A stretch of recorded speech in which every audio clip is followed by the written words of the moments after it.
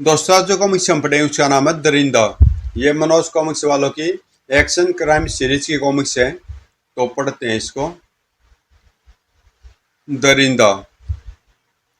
झारखंड में बागियों की एक पार्टी सरकार का तख्ता पलट देना चाहती थी।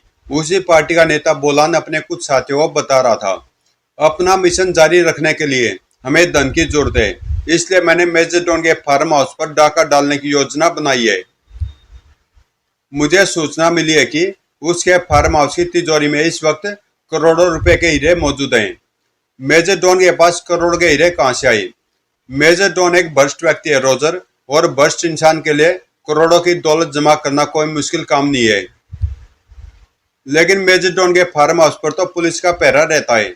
यू आर राइट राफेल, हमें उस पहरे को तोड़कर ही अपना मकसद प्राप्त करना है। डाका कब डालना होगा? आज शाम को। उसी शाम मुझे मिली सूचना के अनुसार फार्म हाउस पर 8 पहरेदार हैं। हम अचानक दावा बोलकर उन्हें संभलने का मौका नहीं देंगे। मेजर डॉन भी फार्म हाउस पर होगा? नहीं, उसकी ड्यूटी इन दोनों शहर के भीतरी क्षेत्र में लगी हुई है। सिगरी, हम अपनी मंजिल के निकट पहुंच गए हैं। हमले के लिए तैयार हो जाओ। हम बिल्कुल तैयार हैं। फार्म हाउस के निकट पहुंचे ही टट टट ओह उफ दौड़ धड़ाक शोर सुनकर फार्म हाउस के भीतर से 2 संतरी निकले। फायर टट टट ओह उफ। नीचे उतरो जल्दी। तभी पोजीशन लो। टट टट। मैं और गोल्डी मार्ग के भीतर पहुंचने की कोशिश करते हैं, तुम लोग फायरिंग जारी रखो। ओके। टट टट टट। अंदर चलो, किसी ने हमें देखा नहीं है। उस कमरे की खिड़की से फायरिंग हो रही है। तुम लात मारकर दरवाजा खोल दो, मैं उन्हें संभाल लूंगा। दौड़। दरवाजा खुलते ही टट टट ओए ओह। 2 पहरेदार और होने चाहिए, इस कमरे में तो नहीं है। बाहर खिड़की पर फायरिंग जारी थी। उन्हें फायरिंग बंद करके अंदर आने का सिग्नल दो। ओके। खिड़की के निकट आकर उसने रुमाल हवा में लहराया। शेष तीनों साथी भी भीतर घुस गए। सब मारे गए क्या? अभी 2 पहरेदार शेष हैं, और मेरा अंदाजा है कि वे तिजोरी वाले कमरे में होंगे।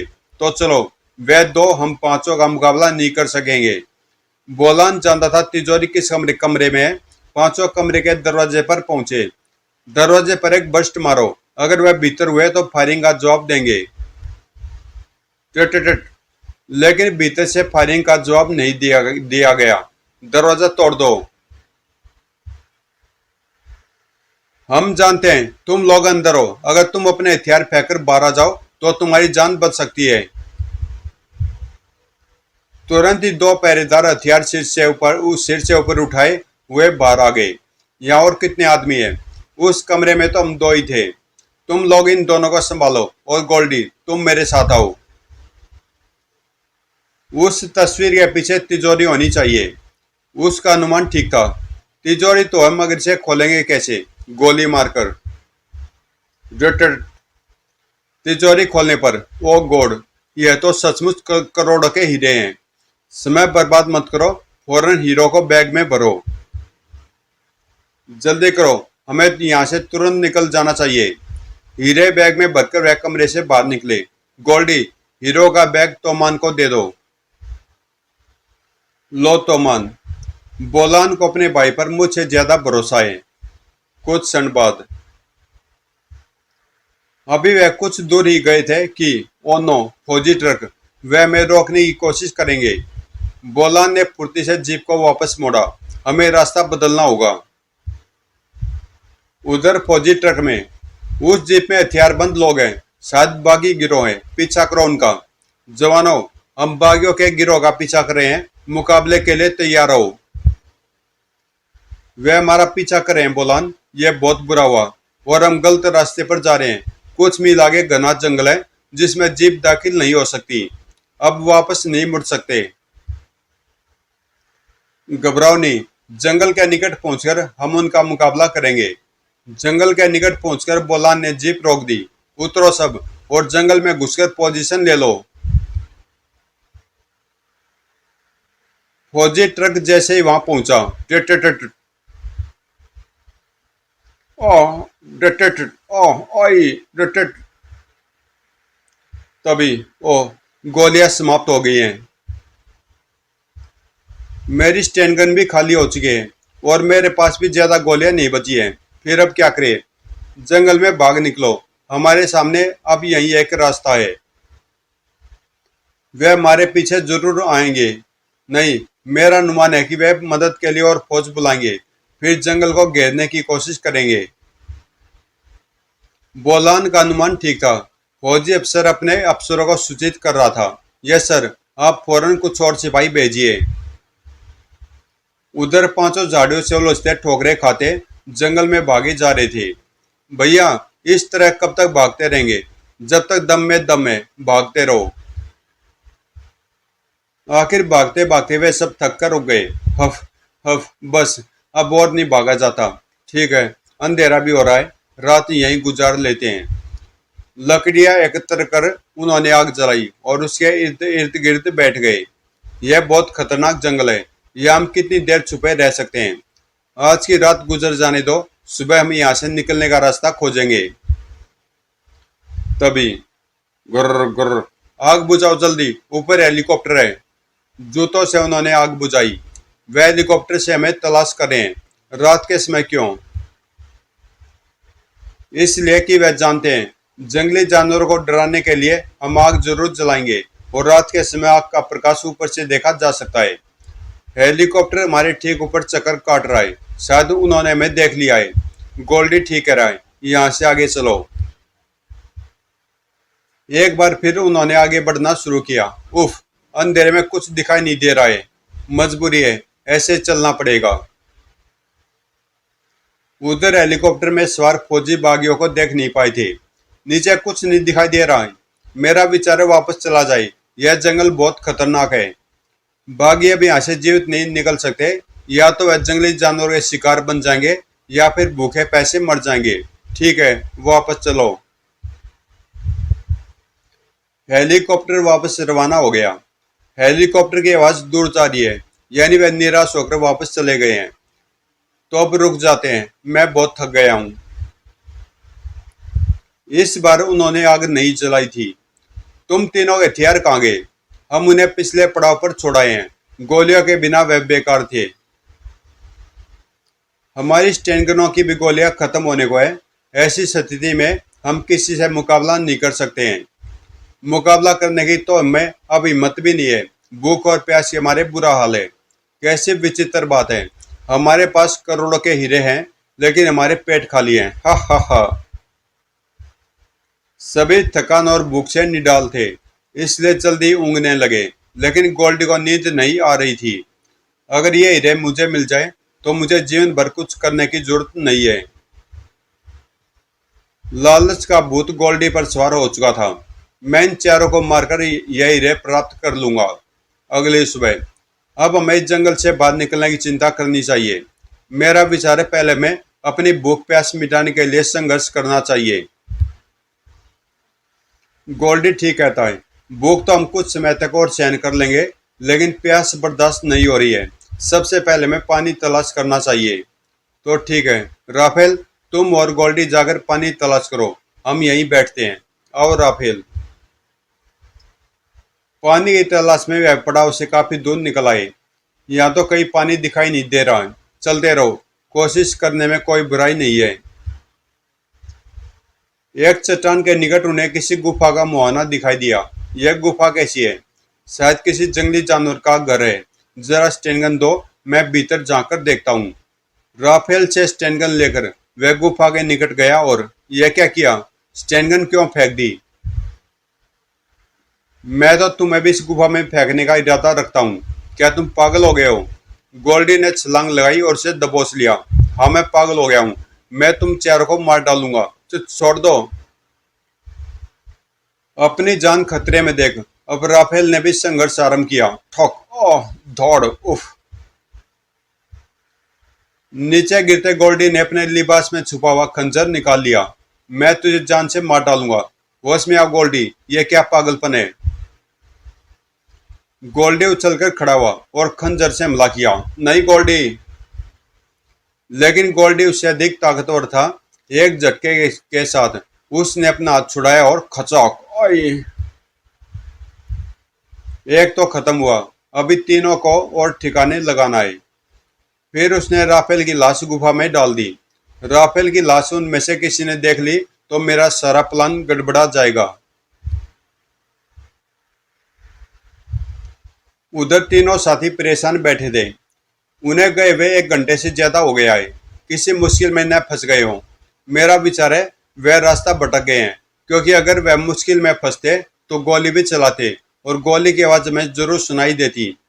तोमान ठीक कह रहा है, वह बस सही रास्ता भटक गए हैं। तो मैं उनकी तलाश में जाता हूँ। तुम अकेले, हम भी साथ चलते हैं। तुम दोनों आराम करो, मैं अकेला ही उन्हें उन्हें ढूंढ निकालूंगा। कहकर रोजर उस ओर चल दिया जिधर जिधर गोल्डी और राफेल गए थे। उधर गोल्डी वापस पड़ाव की ओर आ रहा था। वह लोग राफेल के बारे में पूछेंगे तो कोई अच्छा सा झूठ बोलना पड़ेगा। अचानक उसके कानों ने एक आहट को महसूस किया। उधर झाड़ियों में कोई है, शायद कोई जानवर। अगर कोई दरिंदा हुआ तो मारा जाऊंगा। स्टेनगन भी मैं गुफा में फेंक आया हूँ। झाड़ियां हिल रही हैं। जो भी है वह निकट आ चुका है। ओह, यह तो रोजर है। रोजर अकेला ही है। यह अवश्य हमारी तलाश में आया है। इसे यहीं निपट लेना चाहिए। यह सोचकर वह पेड़ की ओर से निकल आया। गोल्डी, थैंक गॉड तुम मिल गए। तुम हमें ढूंढने आए हो। तुम हमें ढूंढने आए हो। हाँ, हमने सोचा शायद तुम लोग रास्ता भटक गए हो। राफेल कहाँ है? राफेल मर गया। कि क्या? कैसे? मैंने उसकी हत्या कर दी है और अब तुम्हें भी मार डालूंगा। कहकर साय खच आह। लेकिन अगले पल रोजर संभला और कमीने दौड़, ओह ठोक। रोजर ने तुरंत छलांग लगाई, लेकिन ओह, गोल्डी फुर्ती से उठकर रोजर की छाती पर चढ़कर बैठ गया। ठोक, ओह। गोल्डी के सिर पर खून सवार था। उसने रोजर का सिर जमीन से टकराना शुरू कर दिया। ओए दौड़। जमीन में एक नोकदार पत्थर उभरा हुआ था जिसने रोजर का सिर फाड़ डाला।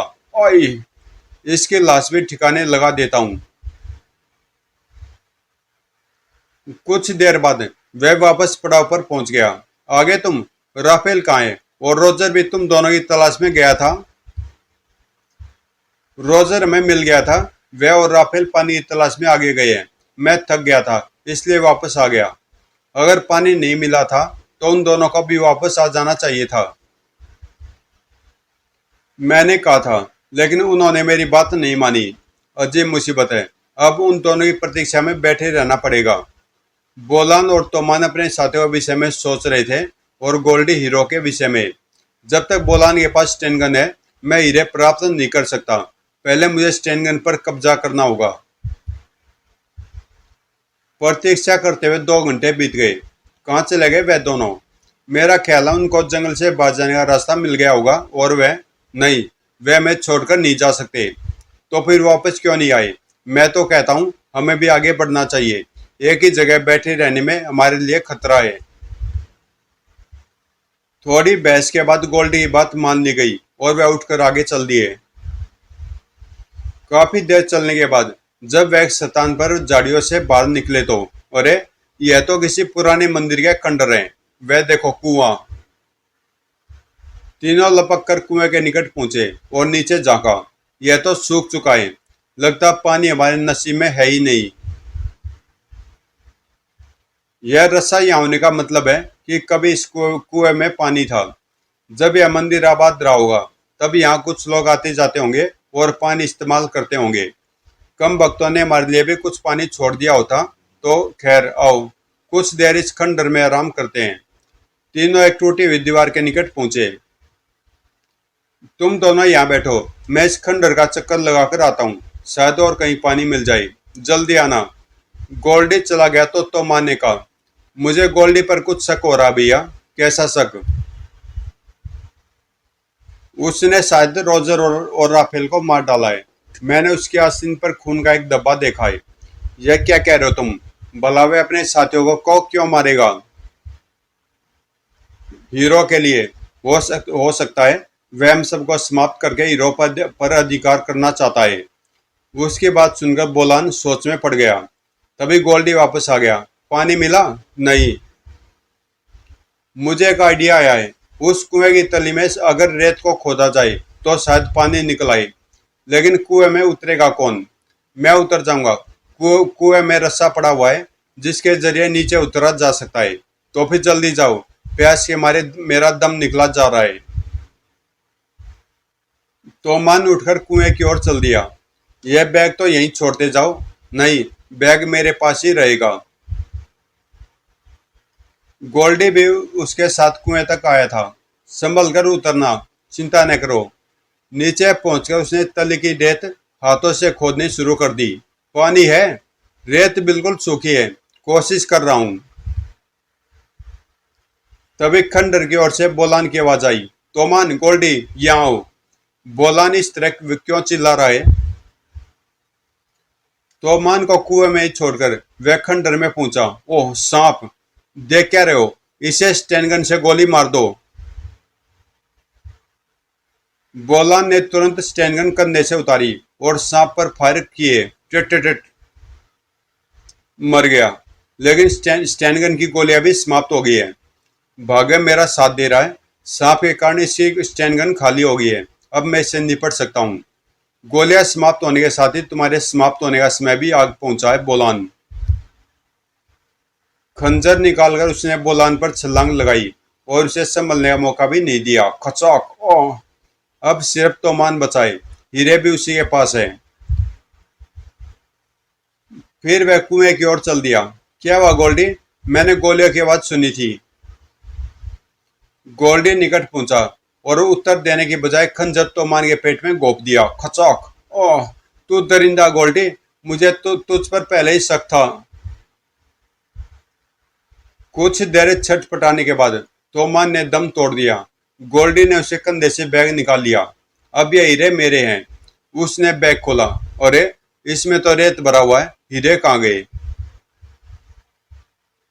तोमान कह रहा था कि उसे मुझ पर शक हो गया था, इसलिए उसने हीरे बैग से निकालकर छुपा दिए। बैग में रेत है और रेत सिर्फ कुएं की तली में है, यानी उसने हीरे नीचे कुएं में छुपाए हैं। अगले ही क्षण वह रस्से के सारे कुएं में उतर रहा था। रेत खोदने पर उसे हीरे मिल गए। हा हा हा! अब मैं करोड़ों के हीरो का मालिक हूंगा। कमीज उतारकर उसने हीरो की पोटली बांध ली और रस्से के सारे ऊपर चढ़ना शुरू किया। और जब वह काफी ऊंचा चढ़ चुका था तो अचानक रस्सा टूट गया। आई! वह पुराना रस्सा गोल्डी जैसे पापी का बोझ नहीं संभाल पाया था। नीचे पत्थरों पर गिरने के कारण गोल्डी के प्राण निकल चुके थे। यह सब कुछ गोल्डी के लालच के कारण हुआ था। उसने अपने साथियों का खून बहाया और अब उसकी अपनी लाश भी खून में नहाई हुई उस वीरान कुएं में पड़ी थी। इसलिए कहते हैं कि लालच बुरी बला है। समाप्त।